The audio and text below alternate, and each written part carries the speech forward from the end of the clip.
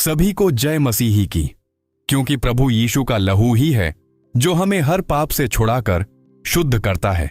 आप सुन रहे हैं यीशु का प्रेम, जहां परमेश्वर का जीवित वचन हर हृदय को बदलने और विश्वास को दृढ़ करने आता है। क्या आपने कभी उस रहस्यमयी चेले के बारे में सुना है जिसके बारे में कहा जाता है कि वो कभी मरा ही नहीं? हाँ, बाइबल में एक ऐसा प्रिय चेला था जिसके बारे में लोगों ने माना कि उसकी जिंदगी में कोई अनोखा राज छुपा है।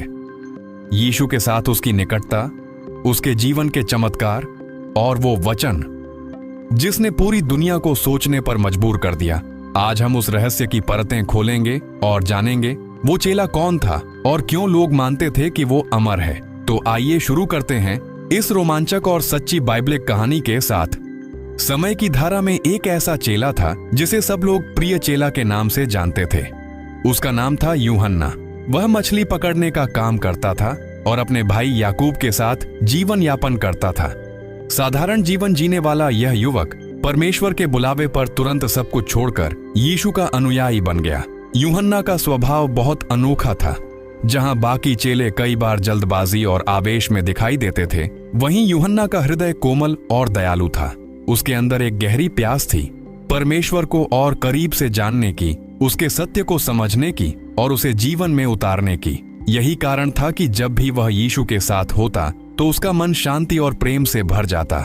यीशु ने भी उसके इस स्वभाव को पहचाना। यूहन्ना को अक्सर यीशु अपने निकट रखते। जब भी कोई गुप्त या महत्वपूर्ण बात साझा करनी होती तो वह यूहन्ना को शामिल करते।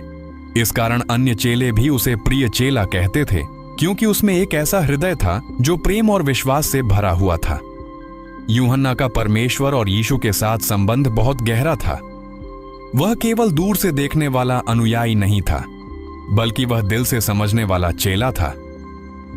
उसके जीवन का मुख्य केंद्र यह था कि वह हर हाल में अपने गुरु के प्रति निष्ठावान रहे और परमेश्वर के वचनों को अपने जीवन में जीवित रखे।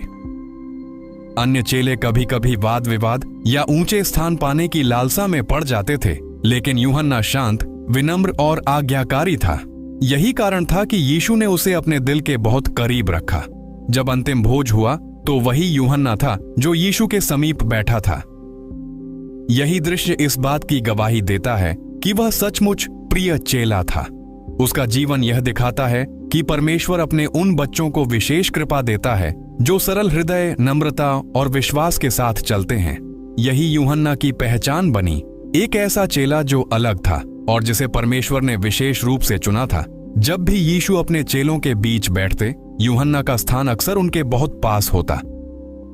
यह केवल शारीरिक निकटता नहीं थी, बल्कि आत्मिक निकटता का भी प्रतीक था। वह हर शब्द को ध्यान से सुनता, हर शिक्षा को मन में बसा लेता और हर रहस्य को अपने हृदय में संजो लेता। सबसे प्रसिद्ध दृश्य अंतिम भोज का है।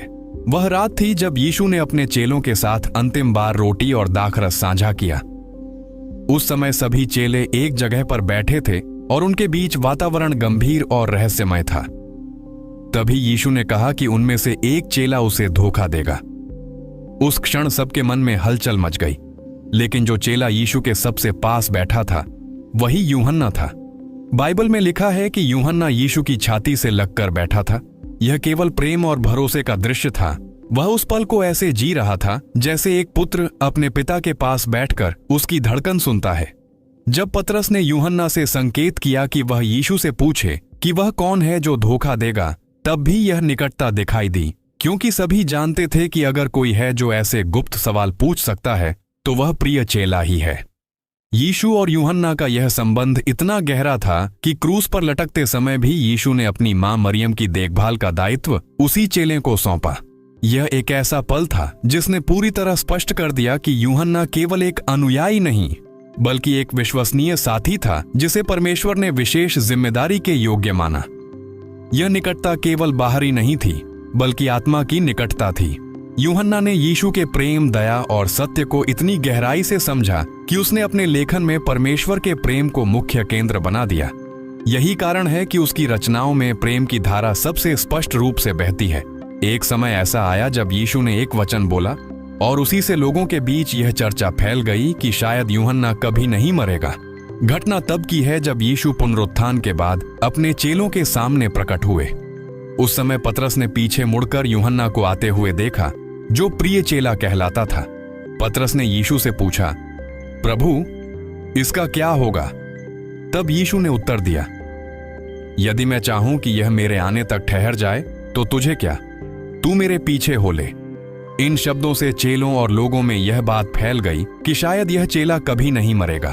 बहुतों ने सोचा कि यीशु ने यह भविष्यवाणी की है कि यूहन्ना मृत्यु का सामना नहीं करेगा और वह तब तक जीवित रहेगा जब तक यीशु फिर से न आए। लेकिन बाइबल स्पष्ट करती है कि यीशु ने ऐसा नहीं कहा था। यीशु ने केवल यह कहा था, यदि मैं चाहूं कि यह ठहर जाए। इसका अर्थ यह था कि यूहन्ना का जीवन और मृत्यु भी परमेश्वर की इच्छा पर निर्भर है और यह पतरस या किसी और के चिंता का विषय नहीं होना चाहिए। गलतफहमी इसी जगह से शुरू हुई। लोगों ने यीशु के शब्दों को अपने तरीके से समझा और अफवाह की तरह फैलाया, जबकि असली संदेश यह था कि हर चेला अपने बुलावे और अपने मार्ग के लिए उत्तरदायी है। किसी और के जीवन या मृत्यु के बारे में अनुमान लगाना व्यर्थ है। जब यीशु ने कहा, यदि मैं चाहूं कि यह मेरे आने तक ठहर जाए तो तुझे क्या, तो बाकी चेले इन शब्दों की गहराई को न समझ सके। वे इसे यूहन्ना की ओर एक विशेष भविष्यवाणी मान बैठे। धीरे धीरे उनके मन में यह धारणा जम गई कि प्रिय चेला कभी नहीं मरेगा। यही धारणा आगे चलकर लोगों तक पहुंची। अफवाह की तरह यह बात फैल गई कि परमेश्वर ने उसे मृत्यु से बचा लिया है और वह अनंत काल तक जीवित रहेगा। लोग कहने लगे, देखो, यह वही चेला है जिसे यीशु ने सबसे अधिक प्रेम किया और यही कारण है कि इसे मृत्यु का स्वाद कभी नहीं चखना पड़ेगा। इस गलतफहमी ने उस समय के विश्वासियों के बीच अजीब सा रहस्य और उत्सुकता पैदा कर दी। कई लोग यूहन्ना को चलते फिरते चमत्कार की तरह देखने लगे। वे सोचते थे, यदि यह चेला कभी नहीं मरेगा तो इसमें अवश्य ही कोई गुप्त सामर्थ्य है। लेकिन सच तो यह था कि यीशु ने केवल अपनी इच्छा का संकेत दिया था, कोई निश्चित वचन नहीं दिया था। लोगों की अधूरी समझ ने इस रहस्य को जन्म दिया और इसी ने यूहन्ना को एक ऐसी पहचान दे दी जो और किसी चेले को नहीं मिली। यूहन्ना का जीवन अपने आप में एक रहस्य था।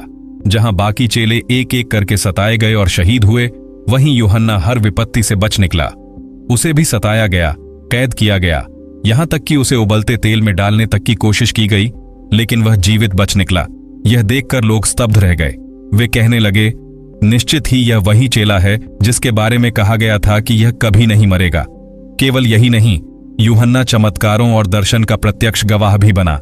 उसने क्रूस के नीचे खड़े होकर उस बलिदान को अपनी आंखों से देखा जिसने पूरी दुनिया का इतिहास बदल दिया। फिर उसने पुनरुत्थान के बाद जीवित प्रभु को भी देखा और सबसे अद्भुत, पतमोस द्वीप पर उसे वह दर्शन मिला जो प्रकाशित वाक्य रेवेलेशन के रूप में पूरी दुनिया तक पहुंचा। उसकी लंबी आयु अपने आप में एक गवाही थी। जब सब चेले चले गए तब भी यूहन्ना जीवित रहा और परमेश्वर के वचनों को लिखता रहा। यही कारण था कि लोग मान बैठे कि उसमें कोई अलौकिक सामर्थ्य है और शायद वह मृत्यु को कभी नहीं देखेगा। यूहन्ना केवल देखने वाला चेला नहीं था, वह लिखने वाला गवाह भी था। उसने अपने जीवन की हर घटना को यूं दर्ज किया मानो इतिहास खुद उसके कलम से बोल उठा हो। उसकी सबसे बड़ी शक्ति यही थी कि उसने कहा, जो हमने देखा, जो हमने सुना, जो हमने अपनी आंखों से देखा और अपने हाथों से छुआ, उसी की गवाही हम देते हैं। उसने 4 महान लेख दिए, यूहन्ना का सुसमाचार, 3 पत्रियां और प्रकाशित वाक्य।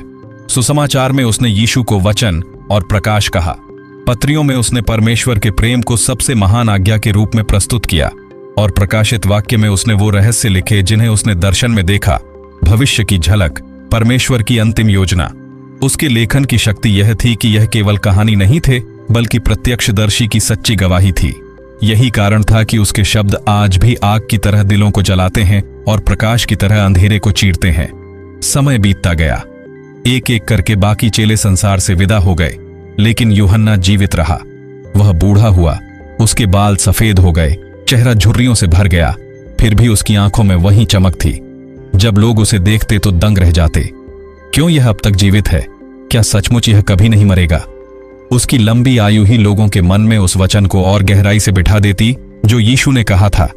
लोग फुसफुसाते, देखो, बाकी सब चले गए पर यह अब तक जीवित है, निश्चित ही इसमें कोई रहस्य है।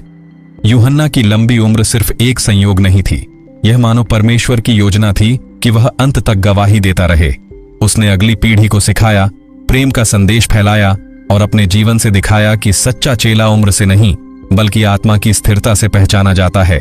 यूहन्ना के लंबे जीवन ने अफवाह को और हवा दी, लेकिन अंततः सच्चाई को उजागर करना जरूरी था। इसलिए बाइबल ने खुद साफ किया कि यीशु ने कभी यह नहीं कहा कि वह चेला नहीं मरेगा। असली शब्द यह थे, यदि मैं चाहूं कि यह मेरे आने तक ठहर जाए तो तुझे क्या। फर्क बहुत बड़ा था। लोगों ने सुना कि वह कभी नहीं मरेगा, लेकिन यीशु ने केवल एक संभावना रखी थी। यह एक शर्तीय कथन था, वचन नहीं। बाइबल ने यह स्पष्ट कर दिया ताकि अफवाह पर विराम लग सके और सत्य चमक सके। यह प्रकाशन हमें सिखाता है कि परमेश्वर का वचन हमेशा शुद्ध और स्पष्ट है। अगर उसे तोड़ मरोड़ कर समझा जाए तो वह अफवाह बन जाता है, लेकिन जब सही संदर्भ में देखा जाए तो वही वचन आत्मा को जीवन देता है। यूहन्ना की इस कहानी से सबसे पहली सीख है आज्ञाकारिता। उसने कभी प्रश्नों और शंकाओं से अपने गुरु का वचन नहीं तोड़ा, बल्कि पूरे मन से परमेश्वर के आदेशों का पालन किया। दूसरी सीख है विश्वास। चाहे सताया गया हो, अकेला छोड़ा गया हो या वृद्धावस्था में थका हो, यूहन्ना ने कभी अपना भरोसा नहीं खोया। उसका जीवन एक जीवित गवाही था कि जो परमेश्वर पर विश्वास करता है वह अंत तक स्थिर रहता है। तीसरी सीख है गलतफहमियों से बचना। लोगों ने सुनी सुनाई बातों को सच मान लिया और अफवाह फैलाई कि वह कभी नहीं मरेगा, पर बाइबल दिखाती है कि सत्य को सही संदर्भ में समझना जरूरी है, वरना वह भ्रम बन जाता है। और चौथी, सबसे गहरी सीख है परमेश्वर के वचनों की गहराई। हर शब्द केवल कानों से नहीं, बल्कि आत्मा से समझने योग्य है। वही वचन जीवन बदल देता है और पीढ़ियों तक मार्गदर्शन देता है। दोस्तों, इस वीडियो से हमें एक गहरी सीख मिलती है। परमेश्वर का हर वचन हमारे जीवन के लिए सत्य और मार्गदर्शन है। हमें हमेशा विश्वास, धैर्य और आज्ञाकारिता के साथ जीना चाहिए। गलतफहमियों से बचकर सच्चाई को पहचानकर ही हम एक उज्जवल जीवन जी सकते हैं। अगर इस वीडियो ने आपके दिल को छुआ है तो इसे सिर्फ अपने तक मत रखिए, इसे अपने दोस्तों और परिवार तक जरूर पहुंचाइए। आपका एक लाइक और शेयर किसी और की जिंदगी में भी प्रेरणा ला सकता है। और हाँ, अगर आप ऐसी और गहरी और सच्ची कहानियां सुनना चाहते हैं तो हमारे चैनल को सब्सक्राइब कीजिए और बेल आइकॉन दबाइए, क्योंकि आगे आने वाली वीडियो और भी ज्यादा अद्भुत और जीवन बदल देने वाली होंगी। याद रखिए, सत्य की राह कभी आसान नहीं होती, लेकिन उसका फल हमेशा अनमोल होता है। विश्वास की राह पर चलते रहो, क्योंकि परमेश्वर की योजना सबसे उत्तम है। वह तुम्हारे आंसुओं को खुशी में बदल देगा।